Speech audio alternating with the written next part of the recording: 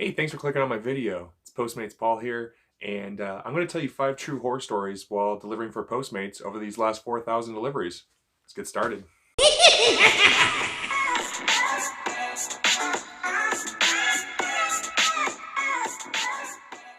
I hope you all like my one-time use custom intro there, kind of spooky. If it is your first time to my channel though, definitely hit the subscribe button, hit the notification bell. You won't miss any of my amazing content on just entrepreneurial stuff and Postmates stuff and all that good stuff. Now I know what you're here for though. You're here for the horror stories. So I wrote them down and I'm going to go through them. The first one is almost going to be a little bit of comedy, but at the same time, the reality of it was I was sexually harassed while making a delivery. Kind of a horror story, especially if you were a woman. You'd probably be like, this is very uncomfortable and probably a terrifying thought. But I'll run you down the facts of what happened. I'll never forget the order. It was barbecue wings, real like some greasy, spicy barbecue wings with like honey barbecue sauce and just a couple of 2 liters of Pepsi and a couple of pizzas. I'll never forget the order. And I remember walking through, it was nighttime. It was probably about 10 o'clock at night in Orange County. And every time I tell the story, it gets a big laugh. But for me, it was kind of horrific because I'm engaged and like I didn't want to see this. So I'm walking through and this apartment complex is like, it just like snakes and shoots and ladders if you ever played that game. So everything kind of like, nothing is like a cross pattern. It just like, it kind of winds and winds around and like there's another one that winds around. So I'm kind of like getting lost a little bit. It's almost like a maze. And so I finally find the house and I knock on the door and, you know, the door opens and it's this guy and you know, I start to hand him the food and I kind of look up and behind him and his fully naked wife just walks around the background, not making eye contact and just keeps walking around. Now, so with Postmates, for those of you that have never used the actual food ordering app, you can actually see when the driver is going to arrive. Like it literally will give you a ding, the driver is here. So this was completely staged. He wanted me to see his wife. It was like a voyeur thing. And for those of you going, well, Paul, why is this a horror story? Like, what's the big deal? I always say this, it wasn't like they were models. They look like a young Roseanne Barr and a young Tom Arnold. That's kind of what they look like. Now at this point, I think it's an accident. Like I haven't put it all together yet. So I looked straight in the guy's eye and I was like, I am so sorry. Like I mean, if someone had like seen my lady accidentally walk by, I'd be like, oh my God, I can't, like I'd be embarrassed. Without breaking eye contact, he goes, it's okay. And he just closes the door. And it was, I think what made it a horror story was the way that he just like locked eyes with me face to face and just didn't break eye contact. And he's like, it's okay. And he didn't even look behind him and even know what I was talking about. He wasn't even like, what do you mean? Like, what are you talking about? He just knew what had already happened without looking back. And that was creepy. It was all premeditated. It was like, for me, the fact that they like planned it all out like that. And they're like, all right, and you walk by naked and you say it's no big deal in the creepiest way you can. Like, that was my first horror story. All these are out of order. They're just not by the rate of how scary they were, but I'm definitely leading it up to the scariest one.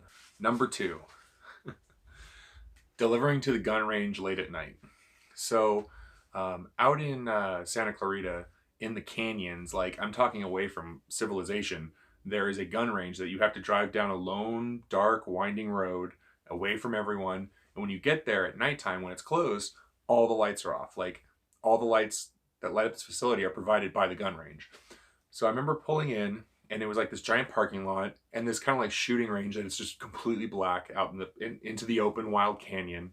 So I really typically don't have an issue with this. I pull up and I assume like it's probably a security guard sitting in his car, just probably even more creeped out than I am because he's got to be there all night. And I'm just kind of hanging out, waiting around. So I make a phone call and because I don't see the guy and no answer. So I go, okay, this is weird. So I start walking over and there's like a main building, but it's like almost like one of those temporary buildings. Like it wasn't meant to be there for the long run, but they've now converted into like their shop and their store and their like offices.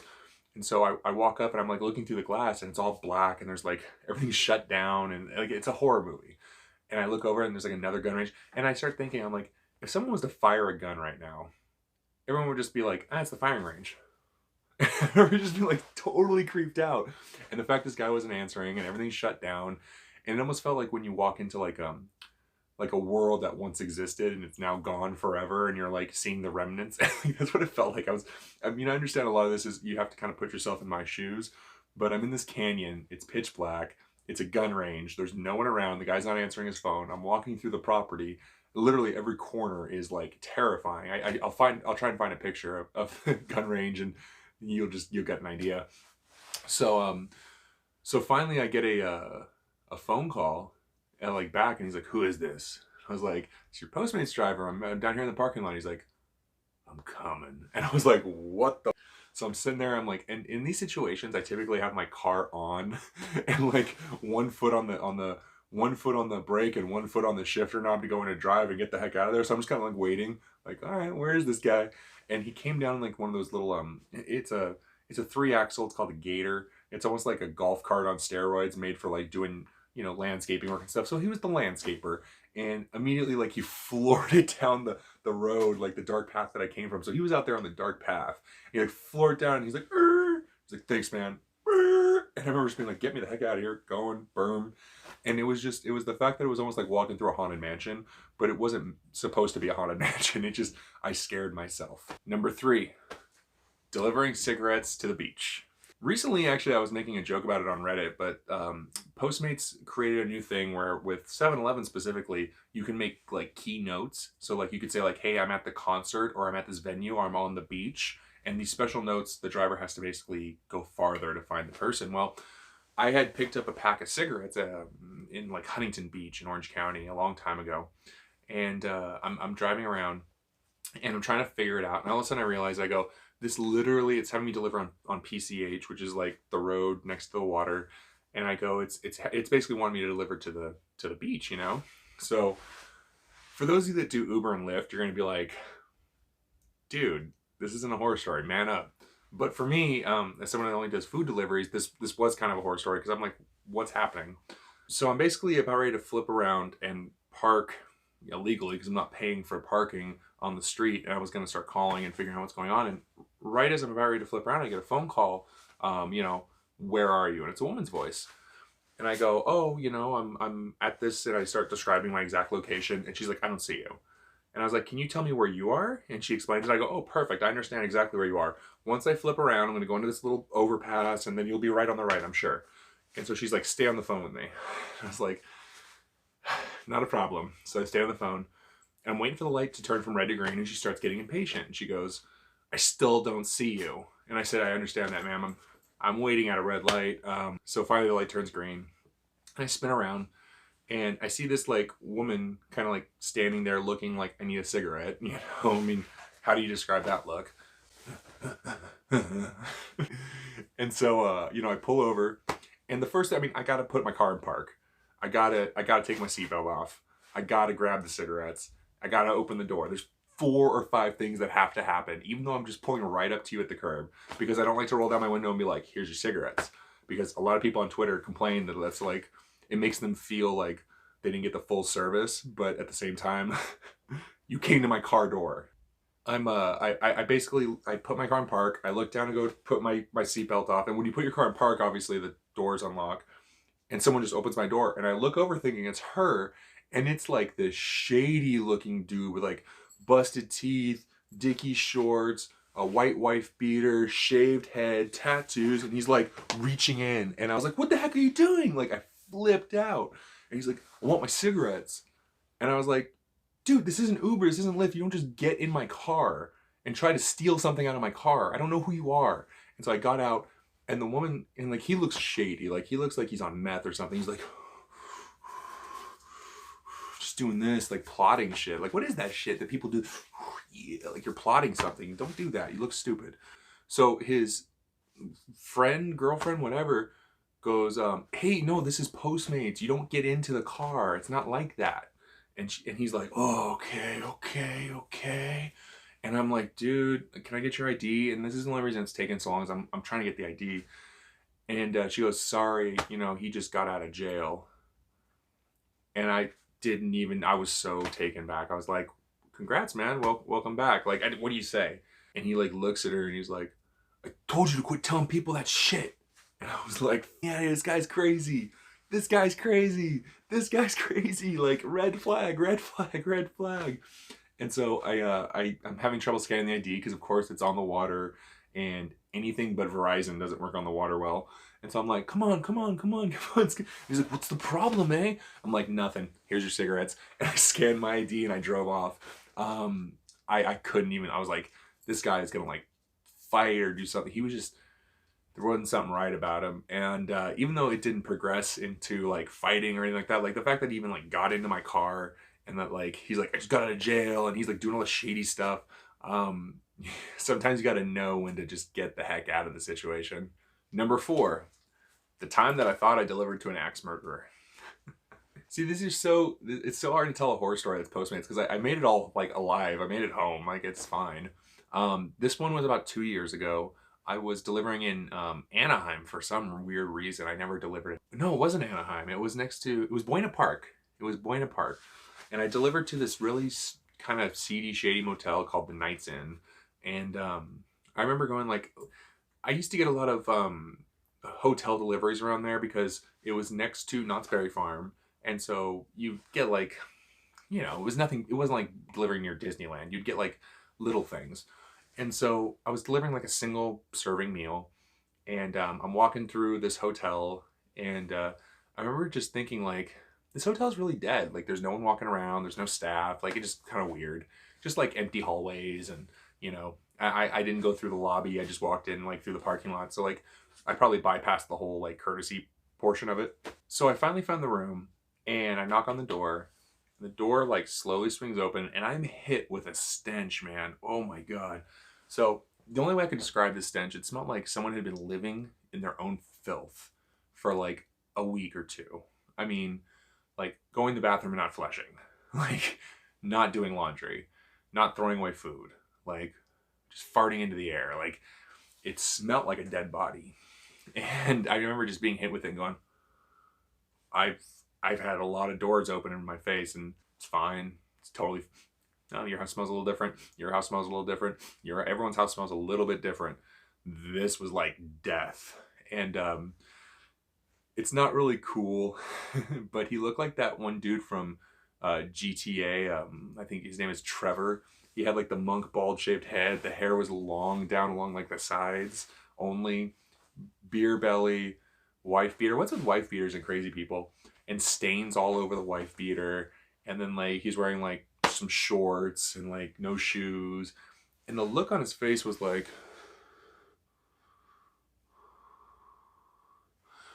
and so I was like, zombie, man.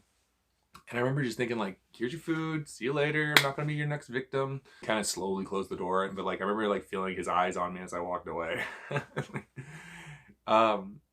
Yeah, that was, I feel like that guy was a murderer. He was on the run, or he was just really, really bad at personal hygiene. Either way, it's a total horror story. All right, number 5. This one actually is my worst story. This is the one that like got my heart racing the fastest. This is the one where I really thought like I was gonna get hurt.